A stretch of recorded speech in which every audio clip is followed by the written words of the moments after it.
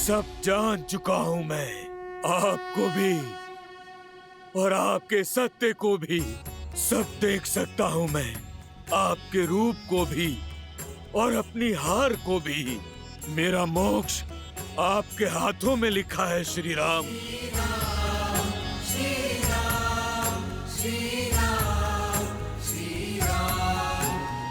किंतु क्या करूं, भ्राता धर्म और राजधर्म से विमुख नहीं हो सकता। युद्ध भूमि में पग धरने से पहले अपने भ्राता को वचन देकर आया हूं मैं कि जब तक मेरे शरीर में प्राण रहेंगे तब तक मेरा हर अंग आपसे लड़ता रहेगा। मेरा अंग भंग करने की कृपा करें श्री राम और हर अंग का अंत करें। मृत्यु से पहले एक वचन चाहिए मुझे आपसे। वचन दीजिए कि आप मेरे प्रिय भाई विभीषण को मेरे भ्राता रावण के कोप से बचाएंगे, उसकी रक्षा करेंगे।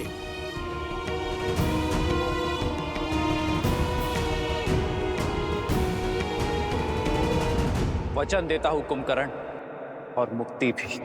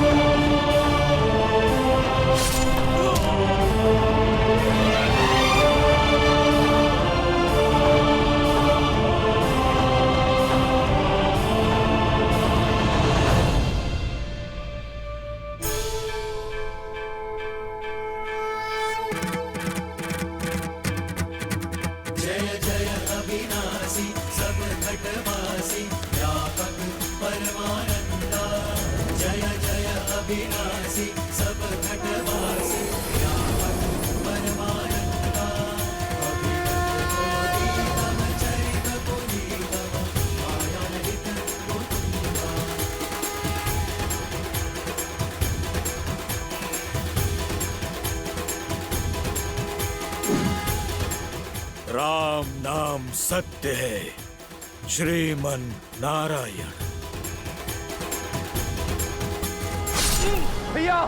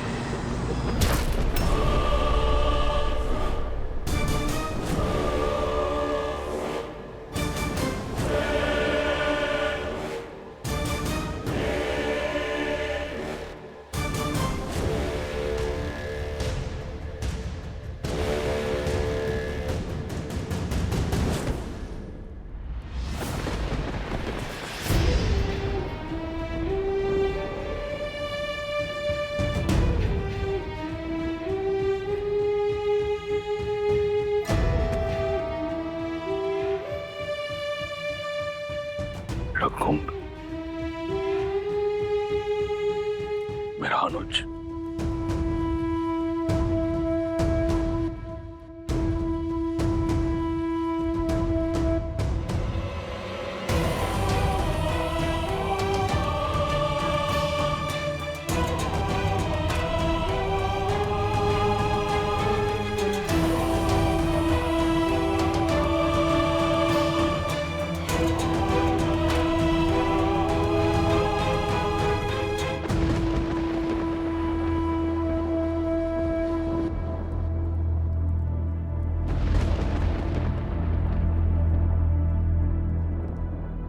ना मैं नारायण को जानता हूँ, ना किसी नीति को समझता हूँ। आप ही मेरे ईश्वर हैं और आप ही धर्म।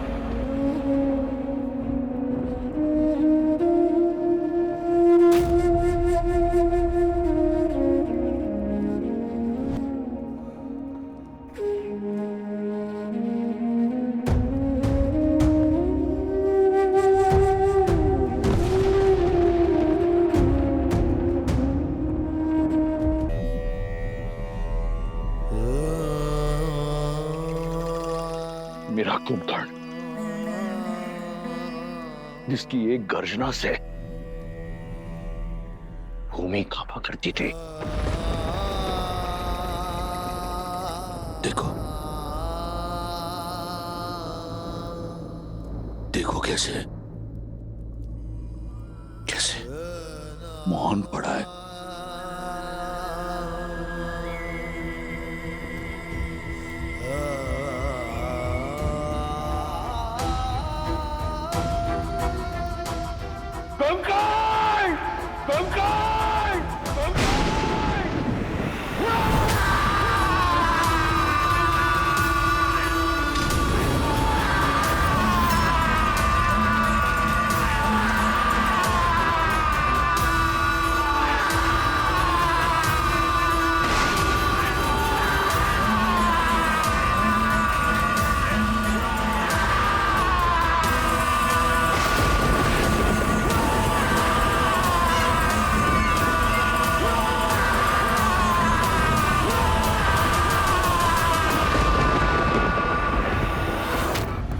पिताश्री का रुदन, अर्थात काकाश्री कुंभकर्ण। नहीं, दशानन भैया का दुष्कर्म, माता सीता का श्राप मेरे भाई कुंभकर्ण को लील गया। प्रभु, मेरे भाई कुंभकर्ण को लील गया।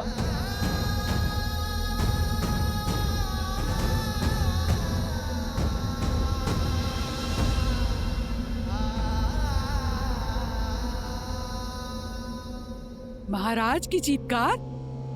चीत्कार नहीं, विलाप है ये। उनका रुदन? कहीं महाबली कुंभकर्ण? असंभव। अजय अमर महाबली कुंभकर्ण को कैसे मारा होगा उस राम और उसकी सेना ने? जिस सत्य ने हमारा संबल तोड़ दिया, उसने लंकेश को कितना झंझोड़ दिया होगा।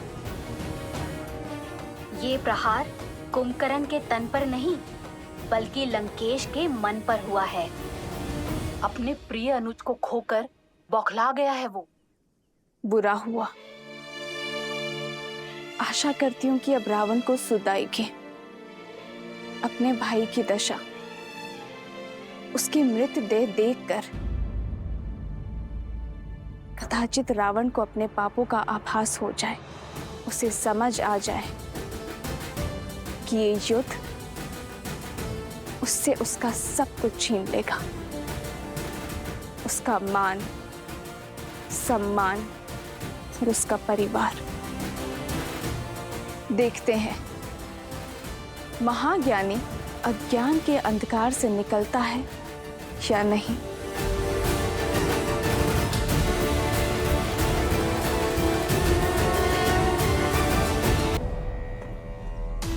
तुम्हारा प्रतिशोध मैं लूंगा कुंभकर्ण। लंकेश, मुझे रोकने का प्रयास मत करना। लंकेश, जानती हूँ लंकेश, कुंभकर्ण के मृत्यु से आहत हैं आप, उन्हें खो चुके हैं, परंतु जो शेष है उसे बचा लीजिए लंकेश। यदि आप अब भी ना संभले तो एक दिन सब कुछ खो बैठेंगे आप लंकेश। मेरा मार्ग मत रोको मंदोदरी। मेरे मस्तिष्क पर रक्त सवार है। कहीं ऐसा ना हो कि राम से पूर्व मेरे क्रोध को तुम्हारी आहुति चढ़ जाए। लंकेश, लंकेश तनिक सुनिए। ज्ञान का सागर होते हुए भी आप कैसे अज्ञानी बने बैठे हैं लंकेश? यदि राम साधारण है तो असाधारण बल वाले कुंभकर्ण को कैसे मार सकते हैं वो? तनिक सोचिए आप। अब एक शब्द और नहीं मंदोदरी। एक शब्द और नहीं, अन्यथा मैं भूल जाऊंगा कि तुम लंका की महारानी, मेघनाथ की माता और मेरी पत्नी हो। यदि तुम भय से इतनी ग्रस्त हो तो मेरी तरफ से तुम्हें छूट है, जाओ उस कायर विभीषण की भांति उस वनवासी के चरणों में गिर जाओ। परंतु मेरे समक्ष मेरे भाई के संहार करने वाले की प्रशस्ति नहीं गाओगी तुम। अब इस युद्ध भूमि में रावण स्वयं उतरेगा अपने भाई का प्रतिशोध लेने। नहीं पिताश्री, पुत्र के होते हुए यदि पिता को युद्ध भूमि में उतरना पड़े, ये एक पुत्र के लिए आत्मदाह करने जैसा है। तुम यहां क्या कर रहे हो? क्या तुम्हारा अनुष्ठान पूर्ण हुआ? क्या निकुंबला देवी प्रसन्न हुई?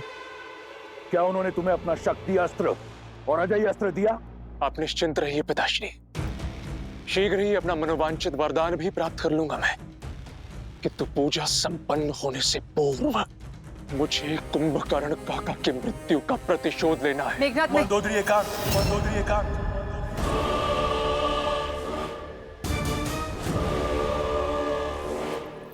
जाओ और अपना अनुष्ठान पूर्ण करो।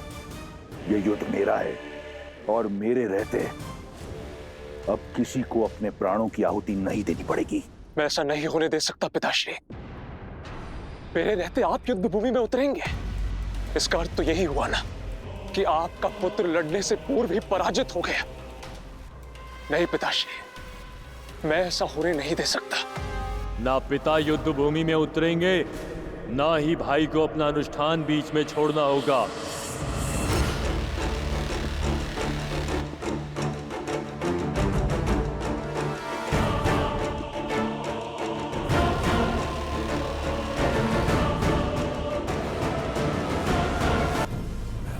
आतिकाय, पुत्र, तुम यहां क्या कर रहे हो? आप इकलौते दशानन पुत्र शेष नहीं है मेघनाथ। दशानन का यह पुत्र अभी जीवित है। मैं जाऊंगा उस नर और वानर सेना से लड़ने के लिए।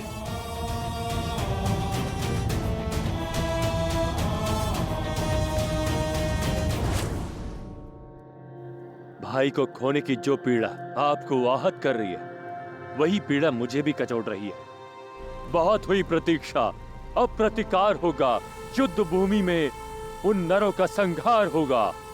आपका ये पुत्र अपने भाई अक्षय कुमार, काका श्री कुंभकर्ण और हमारे सभी सैनिकों की मृत्यु का प्रतिशोध लेगा। आप जानते हैं, मेरा वरदान उस वनवासी के जीवन को अभिशाप में बदल देने में सक्षम है। पिताश्री, ये अवसर मुझे दीजिए। नहीं पुत्र, तुम्हारा यह अनुष्ठान हमारी जीत को प्रशस्त करेगी। तुम्हें इस बात का ज्ञात नहीं, अपने तप को नष्ट मत करो। विवश कर दो निकुंबला देवी को तुम्हें वरदान देने के लिए। विवश कर दो उन्हें कि वो तुम्हें वो अस्त्र दें, वो शक्ति अस्त्र जिससे तुम अजयी होगे। जाओ और अपना अनुष्ठान पूर्ण करो। जो आज्ञा पिताश्री।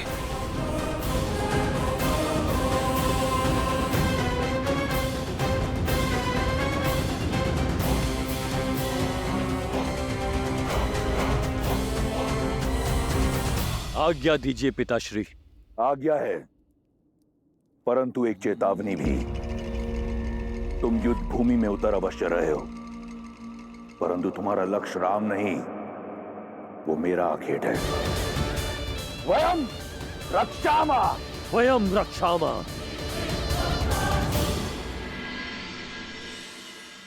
कुंभकर्ण का भी अंत हो ही गया भैया। वहां इंद्रजीत भी घायल होगा। रावण इस समय पूर्णतः टूट चुका होगा। मेरे विचार से यही सबसे उचित अवसर है लंका पर आक्रमण करके अपनी जीत सुनिश्चित करने का। शोक में अश्रु बहे जाते हैं लक्ष्मण, अस्त्र नहीं उठाए जाते। ये रात्रि शोक की है। परंतु भैया, शत्रु का शोक योद्धा का अवसर ही तो होता है। हानि केवल शत्रु की नहीं हुई है लक्ष्मण, भाई केवल रावण ने नहीं खोया है। हमारे मित्र हमारे सहयोगी विभीषण ने भी अपना भाई खोया है।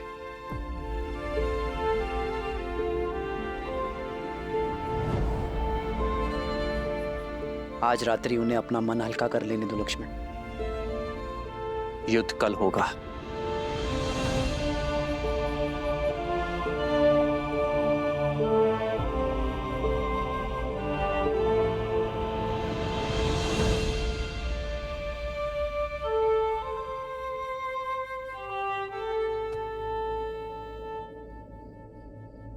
धर्म का पथ दुर्गम होता है विभीषण, सदा ही पीड़ा से होकर जाता है। मैं जानता हूं भाई से बिछड़ने की पीड़ा क्या होती, तो आपने तो वो किया है विभीषण जो धर्म कहता है। आपने अपने अधर्मी भाई को सद्मार्ग पर लाने का प्रयास किया है, किंतु अपने अंत के चयन के लिए केवल और केवल कुंभकर्ण ही उत्तरदायी है। प्रभु, कुंभकर्ण भैया ने मुझे घर का भेदी कहा। उनकी मृत्यु का कारण मैं हूं प्रभु, उनकी मृत्यु का कारण मैं हूं। सबकी मृत्यु कर्मों का ही फल होता है विभीषण। आपने तो उसे उचित अनुचित के बीच का भेद सिखाया, और जो व्यक्ति अनुचित का पक्ष लेता है उसका अंत सदैव वरदांत होता है। किंतु आशा की बात तो यह है विभीषण कि अंततः कुंभकर्ण ने अपने सत्य को जाना। इस लोक में भले ही वो पतन के संसार में रहा, किंतु परलोक में वो उचित स्थान अवश्य पाएगा।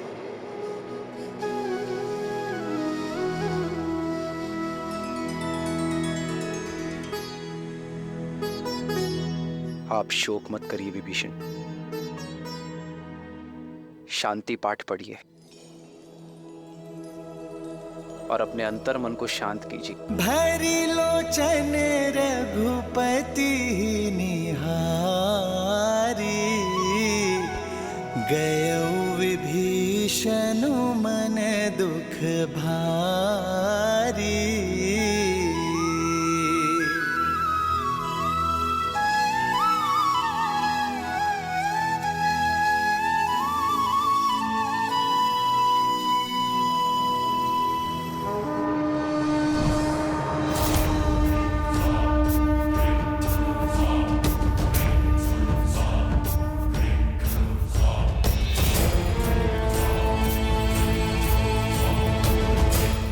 हमें तो लगा था कि ये रावण इस समय शोक मना रहा होगा, परंतु उसने तो रात्रि में ही युद्ध का शंखनाद कर दिया।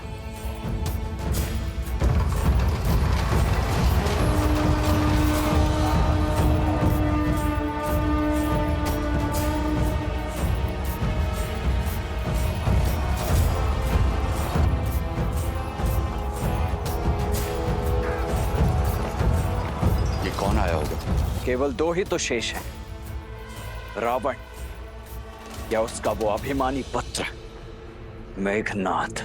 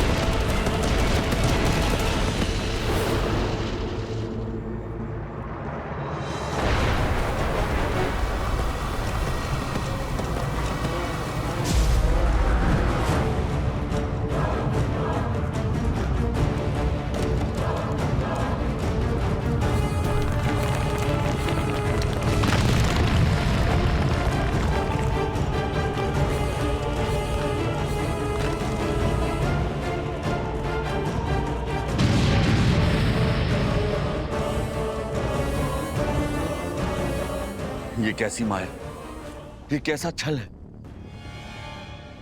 क्या ये साक्षात रावण के आने का संकेत है या मेघनाथ का?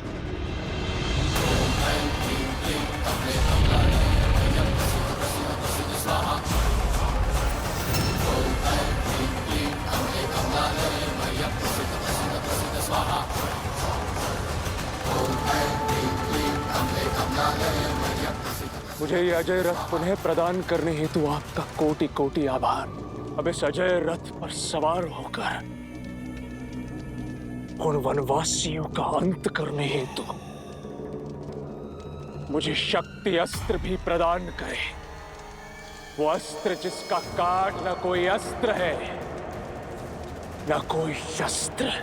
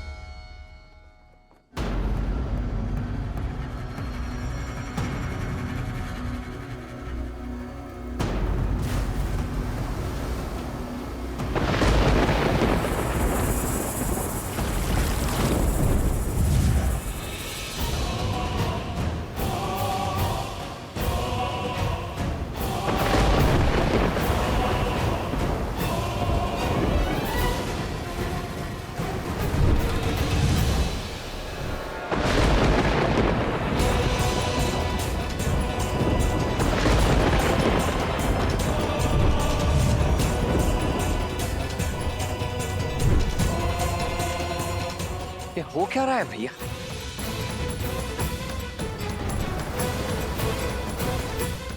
अग्नि, जल, वायु, धरा और आकाश सभी पंच तत्वों का प्रतीक है। ये मायावी जो भी है पंच तत्वों की शक्तियों को प्रत्यक्ष करने का प्रयास कर रहा है।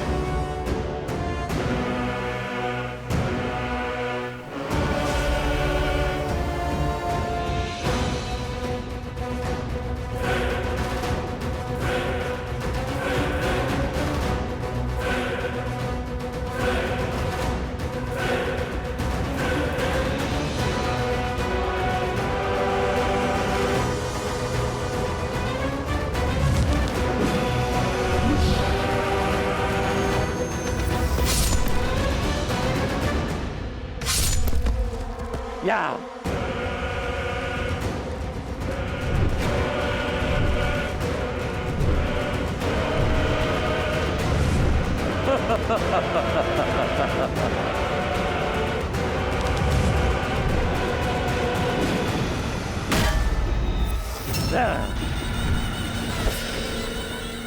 तुम्हारा लक्ष्य है भाई के बदले भाई के प्राण।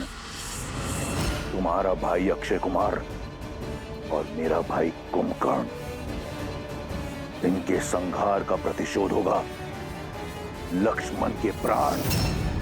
तुम्हारा हर वार गाज बनकर लक्ष्मण पर गिरना चाहिए।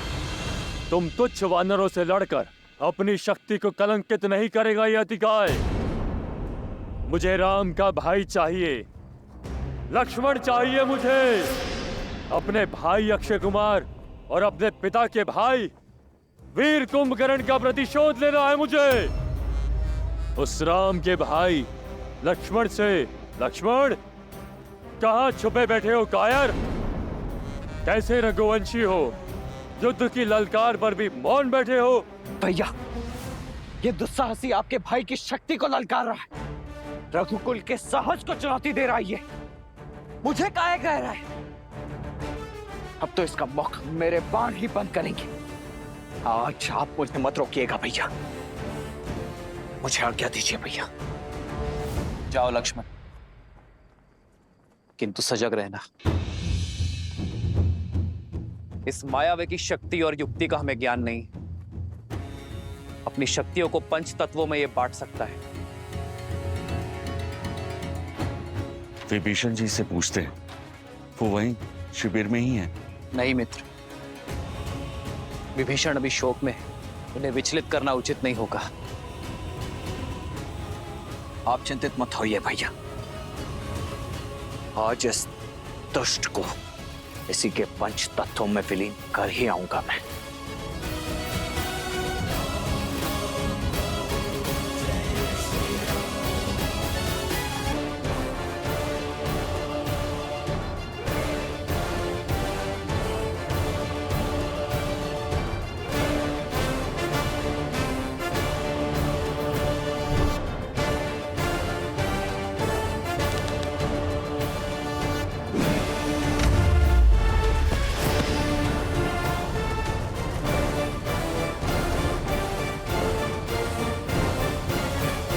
लो, मैं आ गया तुम्हारे समक्ष, दशरथ पुत्र लक्ष्मण, जिसका प्रहार आज तुम्हारे दुस्साहस का अंत करेगा, क्योंकि तुमने मुझे नहीं,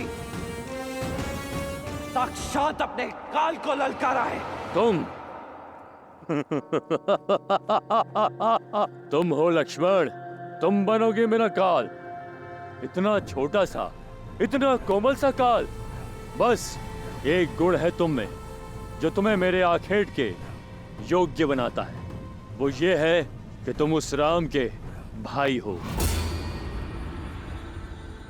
अब सहो एक भाई का और एक भतीजे का प्रतिकार।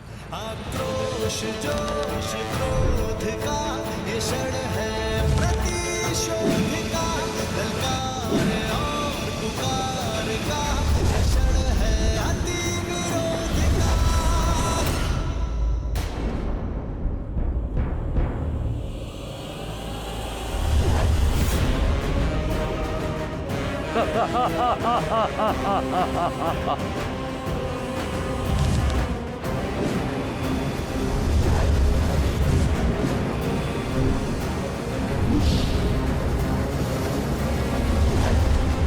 इसे कहते हैं अपने आकार से बड़ी तलवार उठा लेना।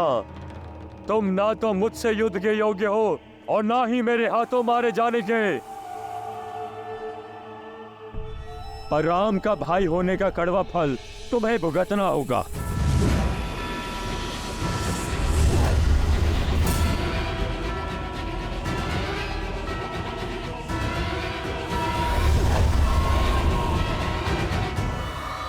हमें विभीषण जी को बुलाकर उन्हीं से पूछना चाहिए। हमें पूछना चाहिए कि इस अतिकाय की माया का काट क्या है प्रभु। केवल ये जाकर देखो हनुमान कि विभीषण सकुशल है या नहीं। यदि वो शोक में है तो उन्हें सांत्वना देना, क्योंकि मैं उनके पास नहीं। जितनी आवश्यकता हमें विभीषण की, उससे अधिक आवश्यकता उन्हें हमारी। जाओ हनुमान।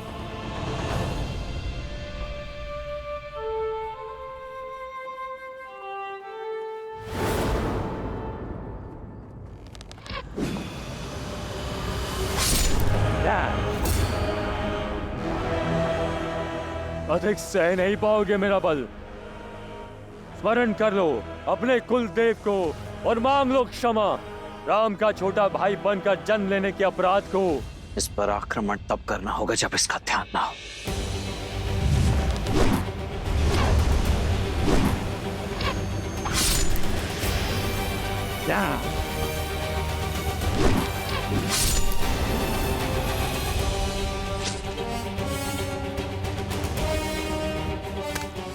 थक गए बालक?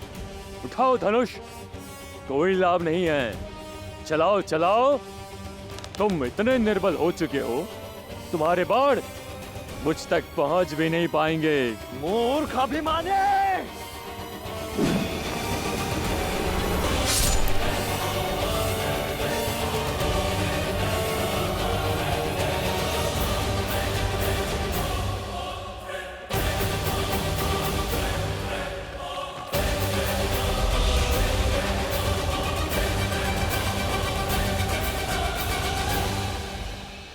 ना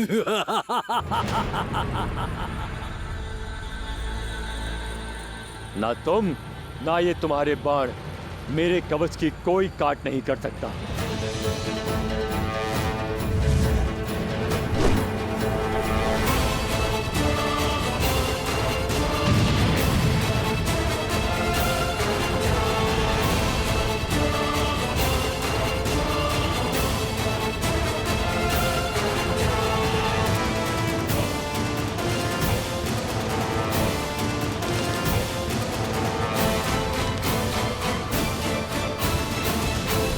ना तुम ना ये तुम्हारे बाण मेरे कवच की कोई काट नहीं कर सकता।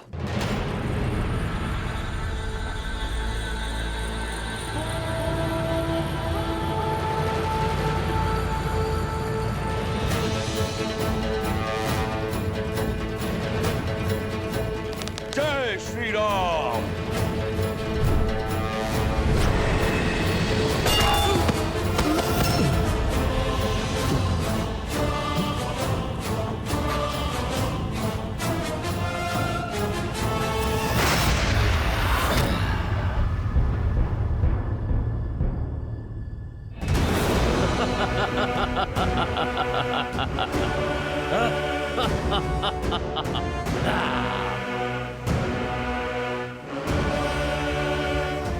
मित्र, मेरी दिव्य गदा का भी इस पर कोई प्रभाव नहीं पड़ा।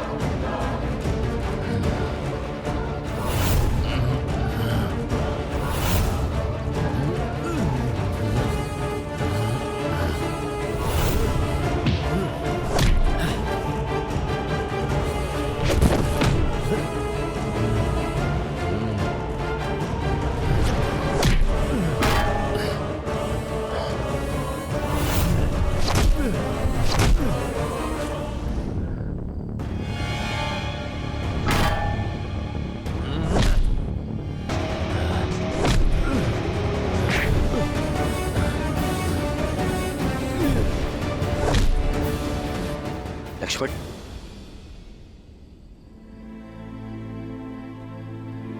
प्रभु। विभीषण, प्रभु, मैं स्वयं यहां पर आ रहा था और मार्ग में हनुमान जी मिल गए।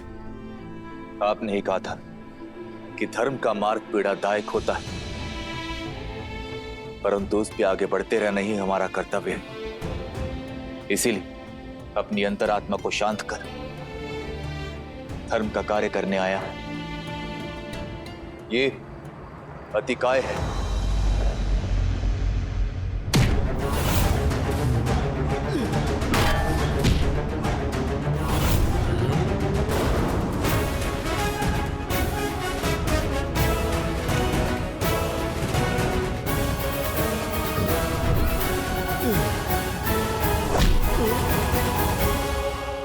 मेरा वीर भतीजा दशानन का पुत्र, बल का पर्याय, इसे केवल ब्रह्मास्त्र से ही मारा जा सकता है, क्योंकि इसका कवच अजय है। तो फिर विलंब किस बात का है भैया? ऋषियों का दिया हुआ ब्रह्मास्त्र तो है ही हमारे पास, अब बस उसे चलाने की आज्ञा भी दे दीजिए भैया। नहीं लक्ष्मण, ब्रह्मास्त्र अजय है किंतु महाविध्वंसक भी।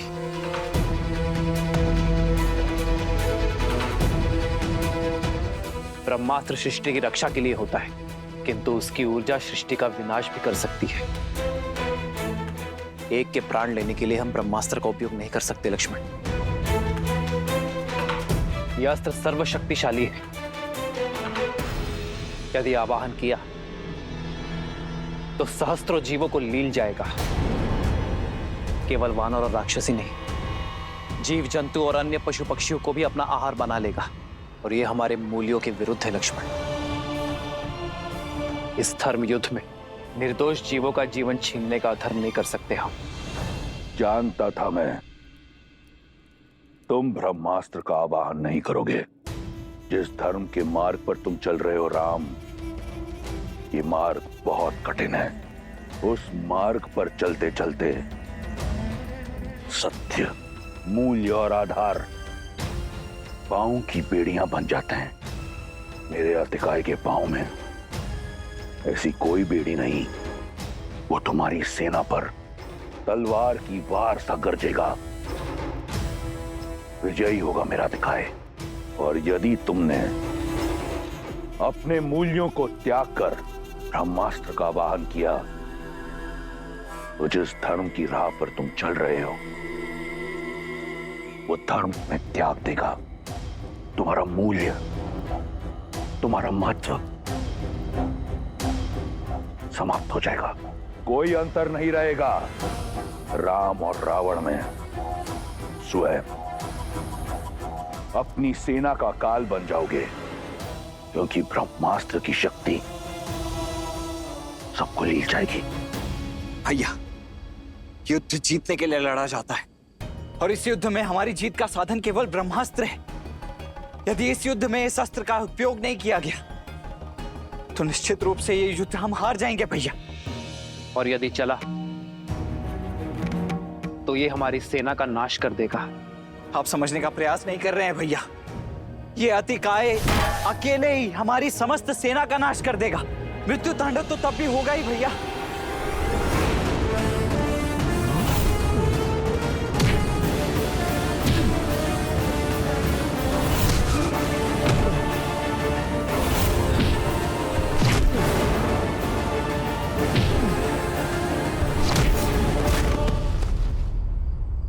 प्रभु, यदि उस मायावी के पास ब्रह्मास्त्र से मरने का वर है, तो आपके इस भक्त के पास भी अष्ट सिद्धि नवनिधि का बल है।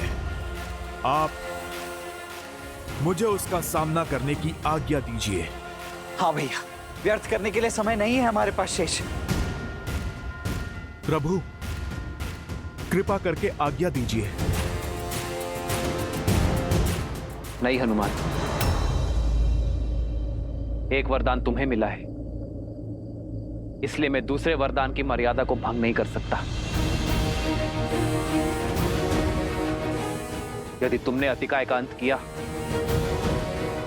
तो ब्रह्मदेव और ब्रह्मास्त्र की मर्यादा कलंकित हो जाएगी। आज एक पुत्र की नहीं, एक पिता की आवश्यकता है। आज तुम्हारी नहीं, तुम्हारे धर्म पिता वायुदेव की आवश्यकता है।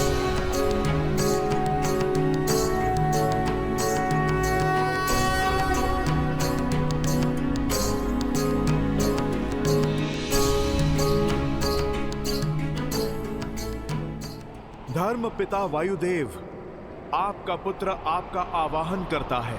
हमें धर्म युद्ध में आपकी आवश्यकता है। आप प्रकट होइए।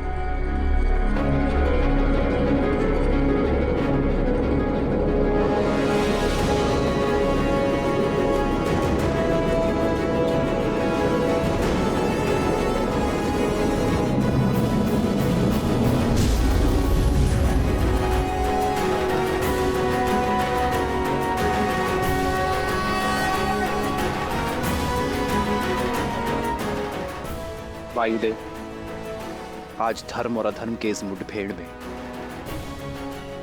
आपकी आवश्यकता आन पड़ी है। धन्य हुआ मैं प्रभु। अब तक मेरे पुत्र हनुमान का आपकी छत्र छाया में आने का उल्लास था, किंतु अब इस धर्म युद्ध में मुझे आपकी सहायता करने का अवसर प्राप्त हुआ है। आदेश दीजिए प्रभु, क्या करना है मुझे? वायुदेव, ये रावण पुत्र अतिकाय है, जिसका काट केवल ब्रह्मास्त्र है, किंतु ब्रह्मास्त्र की शक्ति, उसकी ऊर्जा सहस्त्रों निर्दोषों के प्राणों को लील जाएगी, इस भूमि को शमशान बना देगी। समझ गया प्रभु। आप यही चाहते हैं कि जब लक्ष्मण जी अतिकाय पर ब्रह्मास्त्र चलाएं, तब वहां का ताप किसी को भी ना छू पाए। आपके आशीर्वाद से सब संभव है प्रभु।